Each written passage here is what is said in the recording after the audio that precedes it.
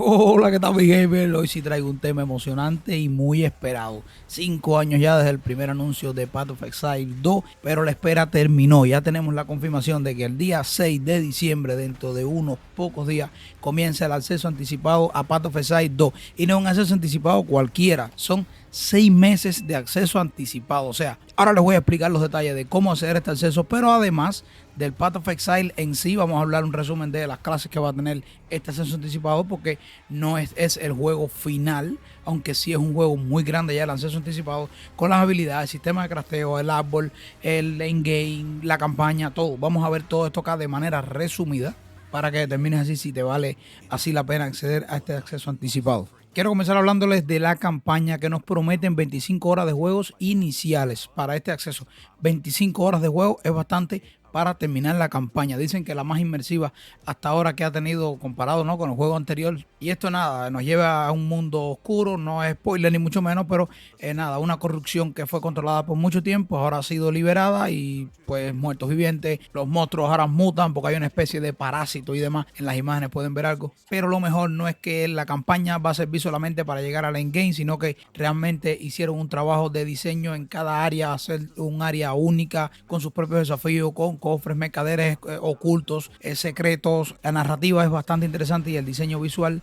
Y nada, esperemos que realmente sea lo que estamos esperando que esto sea, ¿no? Una de las mayores fortalezas de Path of Exile 2 o en general el 1 también es la libertad que te da de personalizar tu estilo de juego. Durante este acceso anticipado vamos a tener 6 clases iniciales. El druida no va a estar y sabemos que sí va a estar en la versión final, pero no en este acceso anticipado, y cada una pues tiene una identidad definida, pero eso no quiere decir que tengas que jugar de una sola manera. Por ejemplo, un monje que es de por sí va a ser un maestro cuerpo a cuerpo con algunas habilidades de hielo, relámpago, pero usted puede ponerle a este monje una habilidad de un mago, tú puedes ponerle probablemente una habilidad de un bárbaro, pues puede combinarlo como usted desee este personaje, ¿no? Pero claro que ellos tienen su afinidad, ¿no? Pero usted puede construirlo como usted quiera. Tenemos el Warrior, que va a ser más bien de o mucho golpe, mucho DPS o tanqueo, o sea, para aguantar golpes. Además tenemos el mercenario, que será el de rango, el con una ballesta. Tenemos el Witch, que viene siendo un invocador o un nigromante o una especie así,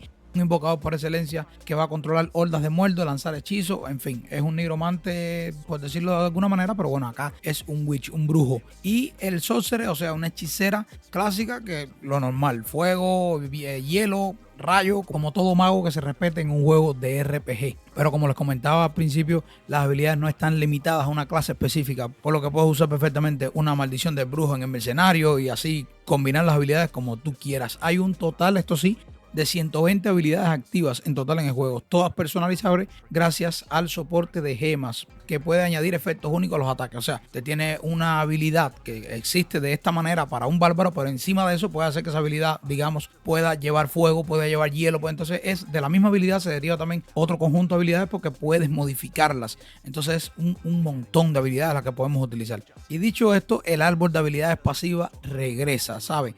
El clásico árbol de habilidades que saben que es un poquito abrumador al inicio cuando lo vemos, esta vez es un poco más porque va a ser más ambicioso que nunca, más de 1500 nodos, pero no se preocupen, nos comentan los de Path of Exile que aunque parezca intimidante para los nuevos jugadores, al inicio hay pocas probabilidades, posibilidades de equivocarse, ¿no? Hasta que más o menos ya avanzado el juego, sí, claro que usted puede tomar un camino mejor que otro, pero ya va cogiendo experiencia también, entonces al inicio no va a haber ningún tipo de problema. Habrán varios tipos de nodos. Está primero los nodos pequeños, que normalmente aumentan tu daño y tu resistencia, y ya lo clásico, pero hay nodos ya más notables que son pasivas fuertes que complementan directamente tu estilo de juego. O sea, irse por ese camino ya va a cambiar tu forma de jugar.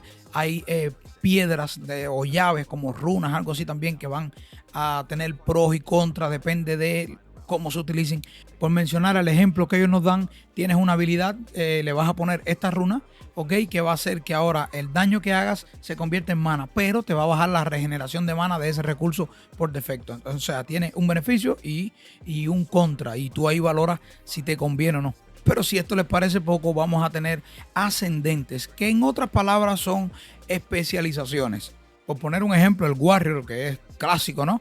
Tiene dos formas. Puede irse por Warbringer, que va a hacer mucho daño, o puede irse por Titán, que sería un tanque, aguantar daño todo el tiempo. Y así Todas las clases van a tener sus propias especializaciones que aquí se van a llamar ascendientes y que por supuesto van a determinar también tu estilo de juego.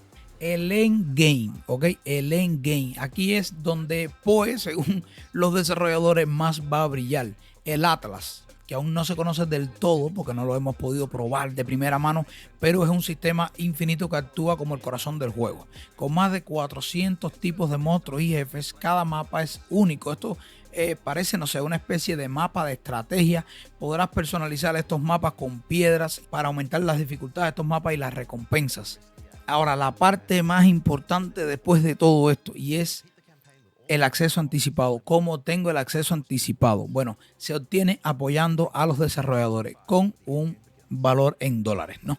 Digamos, Path of Exile, cuando salga definitivo será gratuito, pero este acceso anticipado que les comentaba al inicio del video son de aproximadamente 6 meses, no es de una semana o dos, sino que ya los que apoyen al juego monetariamente, y ahora les voy a decir los montos y demás, entonces ya podrán participar desde ya en esta fase avanzada pero previa del juego, no la final. Ya luego cuando salga finalmente pues va a ser gratis para todos, pero bueno, si usted quiere ya ir de lleno contra esto, si se lo puede permitir sería bueno. Ahora los costos, mira, el soporte mínimo, el apoyo mínimo que podemos darle es de $30. Esto te va a dar puntos en la tienda y cosméticos. Ojo, eso sí, no hay pay to win en el juego de momento. Todo es cosmético. Incluso por apoyar acá es cosmético lo que te van a dar. Puntos para comprar más cosas cosméticas en la tienda. Recuerden, Path of Exile en el 1 se podía modificar hasta el cursor del juego. O sea, todo tiene cosmético acá, pero puro cosmético. No hay pay to win.